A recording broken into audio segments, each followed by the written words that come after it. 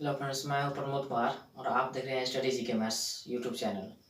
Friends, आज हम आपको बताने वाले हैं कि सबसे मोस्ट इम्पोर्टेंट क्वेश्चंस जो अभी हाल के एग्ज़ाम में रेलवे में अक्सर देखने के लिए मिल रहा है और पूछा भी जाता है। उसमें इम्पोर्टेंट क्वेश्चन है कि 15 आदमी एक कार्य को 10 दिनों में कर सकता है। यदि कार्य समाप्त करने के लिए 10 और आदमी लगा दिए जाते हैं तो कार्य समाप्त होने में कितना समय लगेगा। तो दोस्तों, इस तरह के प्रश्न को हल करने के लिए सबसे पहले आप यहाँ पर आदमी लिख दें और इधर यहाँ पर दिनों लिख दें।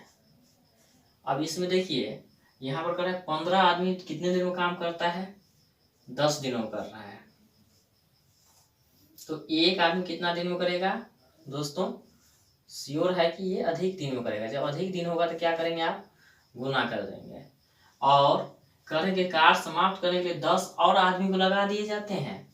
पहले कितने आदमी काम कर रहे थे, 15 कर रहे थे, लेकिन अब जो है 10 आदमी ज़्यादा कर दिया गया है तो कुल कितना हो गया, 25 आदमी हो गया है। तो 25 आदमी क्या करेगा, कितने दिन में काम करेगा, 10 × 15 अपॉन 25।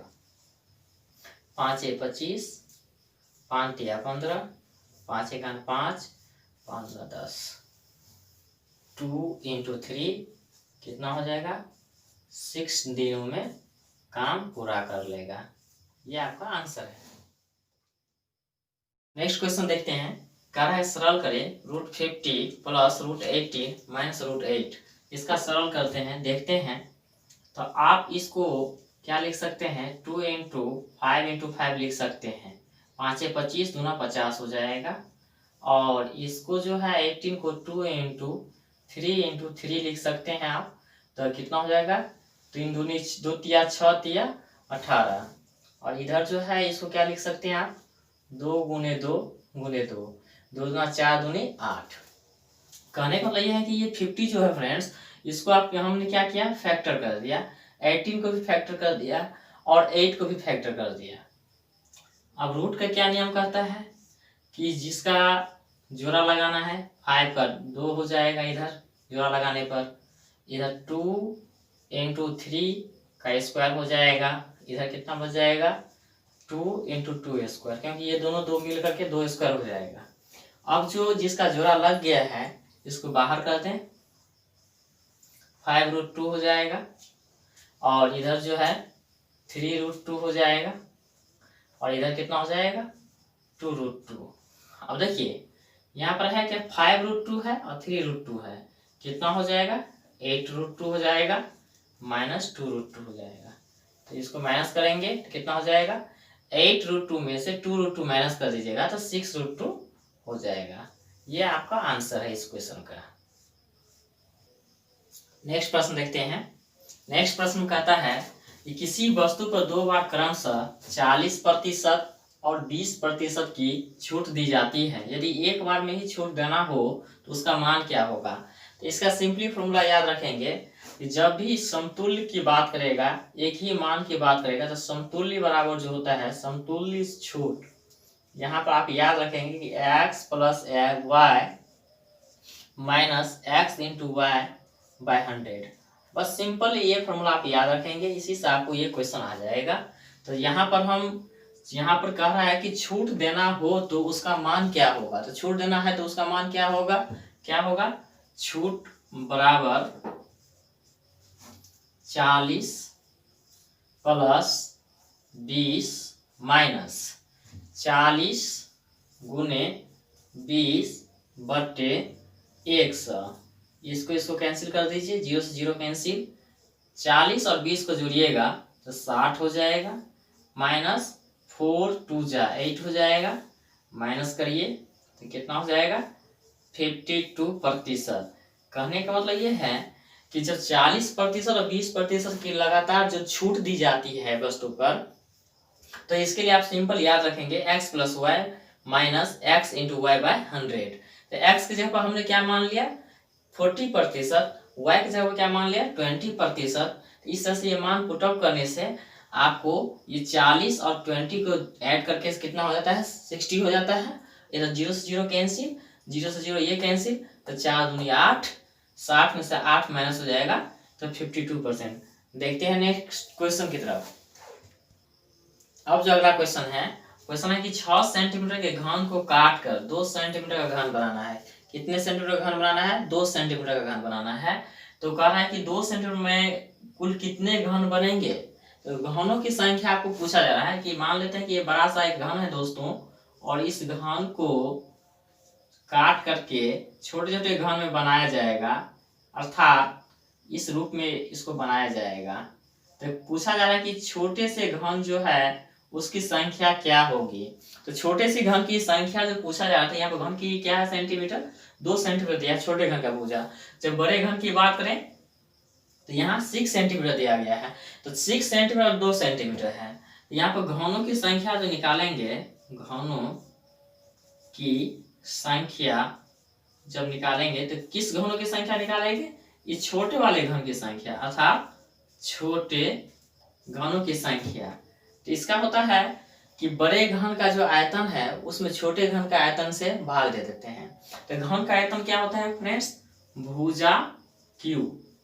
तो इस घन का भी छोटा हो या बड़ा हो तो घन ही है, इसका भी क्या होगा? भुजा क्यू होगा। जब बड़े घन के आयतन की बात करते हैं तो भुजा क्यू मतलब 6 का पावर 3 हो जाएगा, डिवाइड छोटे घन की आयतन। तो छोटे घन की भुजा कितना है? 2 है, तो 2 का क्यू हो जाएगा। अब यहाँ पर देखिए 6 इंटू 6 डिवाइड 2 इंटू 2 इंटू 2, ये आप देख पा रहे हैं। और इसको काट दीजिए, 2 तिया 6, 2 तिया 6, 2 तिये 6। तो घनों की संख्या कितना हो जाएगा? 3 इंटू 3 इंटू 3, तो 3 तिया 9, 9 तिया 27। आप देख पा रहे हैं कि 27 घन इस घनों की संख्या से बनाया जाएगा। एक बार और समझते हैं कि यहाँ पर कहता है कि 6 सेंटीमीटर घनों को काट कर 2 सेंटीमीटर घन बनाना है, तो 2 सेंटीमीटर वाले कुल कितने घन बनेंगे। तो आप देखिए बड़ा घन का भुजा 6 है, छोटे घन का भी भुजा कितना है? 2 है। तो सिंपली आपको एक ही याद रखना कि बड़े घन का जो आयतन है ऊपर में लिखेंगे, नीचे में छोटे घन का लिखेंगे। अगर घनाभ दिया रहेगा तो बड़े घनाभ का आयतन ऊपर में लिखेंगे और छोटे घनाभ का आयतन नीचे लिखेंगे। तो इस तरह से छोटे घनों की संख्या कितना हो गया? 6 का पावर 3 बाय 2 का पावर 3। तो 6 पावर 3 है तो 6 गुने 6 गुने 6 लिख देंगे, अब बट्टे 2 गुने 2 गुने 2 लिख देंगे। तो आप इसको काटिए, 2 तिया 6, 2 तिया 6, 2 तिया 6, तो कितना हो गया? 3 इंटू 3 इंटू 3, 3 तिया 9 तिया 27 हो जाएगा। तो आप कितना आसानी से देख लिए कि कितना घनों की संख्या हो गया? 27। देखते हैं नेक्स्ट क्वेश्चन की तरफ। अगला क्वेश्चन है, कहता है एक व्यक्ति 80 किलोमीटर की दूरी 10 घंटे में पूरी करता है। यदि वह 2/5 घंटा में आधी दूरी तय करे तो शेष दूरी कितने किलोमीटर पर घंटे की चाल से तय करेगा। यहाँ दोस्तों समझना यह है कि व्यक्ति जो है 80 किलोमीटर की दूरी तय करता है, कितने घंटे में कर रहा है? 10 घंटे में कर रहा है।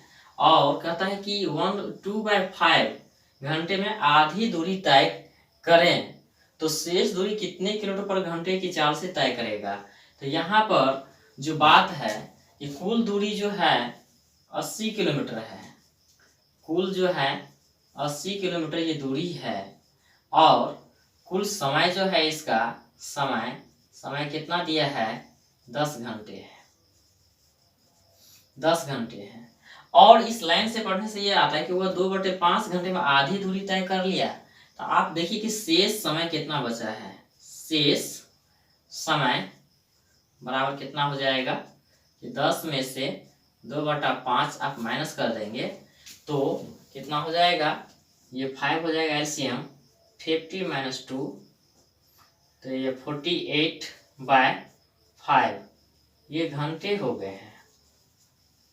और इतने घंटे इसके पास बचे हुए हैं अभी। अब देखिए नेक्स्ट जो है शेष दूरी क्या हो जाएगा? शेष दूरी, अब यहाँ पर 2/5 घंटे में से आधा दूरी तय कर लिया है, तो आप आधा दूरी का मतलब क्या होगा कि 80 में से 40 माइनस कर दीजिएगा, आधा दूरी माइनस कर दीजिए तो 40 किलोमीटर हो जाएगा। अब जो है ये 40 किलोमीटर जो है कितने घंटे में तय करेंगे? 48/5 घंटे में तय करेंगे। तो इसके लिए आपको क्या निकालना पड़ेगा, चाल। तो चाल बराबर क्या होता है, दूरी बटे समय। इस फॉर्मूला को याद रखेंगे। तो चाल बराबर जो दूरी बटे समय होता है, तो दूरी कितना बच गया है 40, समय कितना हो गया 48/5। अब देखिए ये मोटी लकीर है, 40/1 मान लीजिए, ये 5 से ऊपर चल जाता है 5/48। अब इसको क्लोज करिए, 2 दूना 4 20, 2 दूना 4, 2 चौका 8, 2 एकान 2, 2 एकान 2, 2 दूना 4, 2 पंचे 10, 2 छक्के 12, कितना हो गया 5 25/6, 6 चौक 24, और ये एक बचेगा 4.1/6 किलोमीटर पर आवर, यानी इतने चाल से ये चलेंगे। समझ में आ गया होगा। एक बार और मैं आपको समझा दूं। प्रश्न देखिए, कह रहा है एक व्यक्ति 80 किलोमीटर की दूरी 10 घंटे में पूरी करता है। यदि वह 2/5 घंटा में आधी दूरी तय करे तो शेष दूरी कितने किलोमीटर घंटे की चाल से तय करेगा। तो शेष दूरी, पहले कुल दूरी कितना था 80 था, समय कितना दिया गया था 10 घंटा दिया गया था, और यहाँ पर शेष समय में क्या होगा 10 - 2/5, क्योंकि ये जो है 2/5 जो समय वो तय कर लिया है, तो शेष रिमेनिंग समय कितना होगा 48/5 घंटे बचेंगे। और शेष दूरी भी कितना बचेगा, क्योंकि प्रथम 2/5 2/5 घंटे में आधा दूरी तय कर चुका है, तो 80 में से कितना हो जाएगा 40 माइनस करना पड़ेगा, तो शेष दूरी कितना हो जाएगा 40 किलोमीटर। अब हम लोग को चाल निकालना पड़ेगा कि शेष दूरी ये है और शेष समय ये है। तो चाल बराबर क्या होगा, दूरी बटे समय। तो दूरी कितना हो गया 80, या समय कितना हो गया बट्टा में 48/5। जब हम इसको ये बदलते हैं तो 40/1 हो जाएगा, ये 5 जो है नीचे वाला ऊपर चल जाता है 48। जब इसको कैंसिल करते हैं तो लास्ट में क्या बचता है 25/6, भाग दे दीजिएगा 4.1/6 किलोमीटर पर आवर की चाल से उसको तय करना पड़ेगा। नेक्स्ट क्वेश्चन देखते हैं। अब जो प्रश्न है, कहता है यदि 4⁻³ × 5⁻6 बराबर 10⁻m, तो m का मान ज्ञात करिए। अर्थात यहाँ पर क्या रखिएगा, m का मान ज्ञात करने के लिए पूछा जा रहा है। चलिए इस क्वेश्चन को सोल्व करते हैं।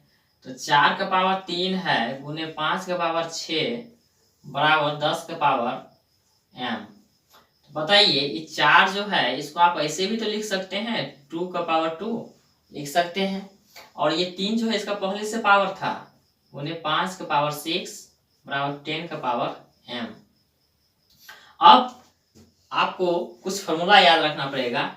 इसको सिंप्लीफाई जब करेंगे, a⁻m पावर n जब होता है तो इसका पावर दोनों क्या होता है मल्टीप्लाई हो जाता है। इस फॉर्मूला से ऐसे ही इसको पुट करेंगे 2 पावर, तो 2 और 3 को गुना करेगा कितना हो जाएगा 6 हो जाएगा, गुने 5⁻6 बराबर 10⁻m हो जाएगा।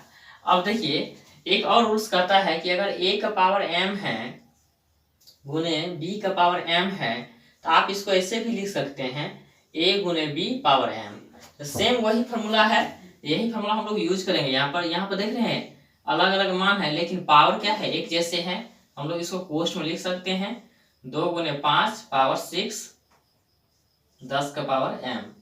तो कितना हो जाएगा, ये 10 हो जाएगा पावर 6 बराबर 10⁻m। और अगला स्टेप हम एक और फॉर्मूला आपको बताने वाले हैं कि 1⁻m बराबर 1⁻n। तो ये इस कंडीशन में क्या होता है फॉर्मूला का कि m बराबर जो है n हो जाएगा। क्या हो जाएगा m बराबर n। यहाँ पर देख रहे हैं 10 है, यहाँ पर 10⁻6 है और ये 10⁻m है। तो इस कंडीशन में क्या होगा 6 = m। अर्थात आप कह सकते हैं कि m बराबर जो है कितना मान हो गया 6। आपको m का मान कितना आ गया 6। तो मैं एक बार और आपको समझाने वाला हूं कि 1⁻m पावर n गुना करेंगे तो 1⁻mn हो जाएगा। a⁻m गुने b⁻m बराबर a गुने b⁻m हो जाता है। और अगला जो है 1⁻m बराबर 1⁻n। तो इस कंडीशन में रहने पर आप m बराबर n कह सकते हैं। तो सिंपली वही क्वेश्चन था। अर्थात हमको जो इसमें ये चेंज करना पड़ा कि हमको बेस कितना आना चाहिए, इधर 10 आना चाहिए, इसीलिए इतने सारे प्रोसेस किया गया और यहाँ पर बेस कितना आ गया 10 आ गया, इसमें भी बेस कितना था 10 था, तो दोनों पावर क्या हो जाएगा बराबर हो जाएगा। और अब अगला प्रश्न जो है कहता है 1 पावर 6 गुने बी 1 पावर -4 भागा 1 पावर 3, इसको कर रहा है सरल करने के लिए। इसको सरल करना बहुत आसान है। ये दोनों देख रहे हैं आप, सिंपली जब पावर में होता है कोई मान, अभी आपको बता रहे थे, तो क्या करते हैं ये पावर वाला मान क्या करते हैं ऐड कर देते, क्या करते हैं ऐड कर देते हैं। तो सिंपली देखिए दोनों का बेस एक ही जैसे है, तो पावर ऐड कर देंगे तो +-4। कोष्ट में इसलिए लिया गया कि यहाँ पर 4 जो है माइनस में है, भागा इधर a पावर 3, तो यहाँ पर मान कितना हो जाएगा 6 - 4 भागा a पावर 3, तो a का पावर कितना हो जाएगा a का पावर हो जाएगा 2 भागा a पावर 3। अब इसके लिए एक और फॉर्मूला आपको याद करना पड़ेगा कि a का पावर m भागा a का पावर n बराबर a का पावर m - n, ये फॉर्मूला होता है। तो सिंपली आपको यही फॉर्मूला लगाना है, a का पावर 2 माइनस क्या करेंगे 3 कर देंगे, तो कितना हो जाएगा a का पावर -1। अब यहाँ पर एक और फॉर्मूला होता है कि अगर किसी का पावर माइनस में आ जाए तो उसका मान जो है ऊपर बट्टा में 1 जो है ऊपर चला जाता है, आप इस रूप में लिख दें। तो यहाँ पर देख रहे हैं कि a का पावर -1 हो गया, तो ये इसको हम लोग क्या लिख सकते हैं 1/a का पावर 1 लिख सकते हैं। इसका मान कितना हो जाएगा 1/a हो जाएगा। तो आपने देखा कितना आसानी से हमने आपको प्रश्न सोल्व कर दिया। अगर वीडियो पसंद है तो लाइक शेयर सब्सक्राइब जरूर करें। थैंक यू फ्रेंड्स, फिर मिलेंगे।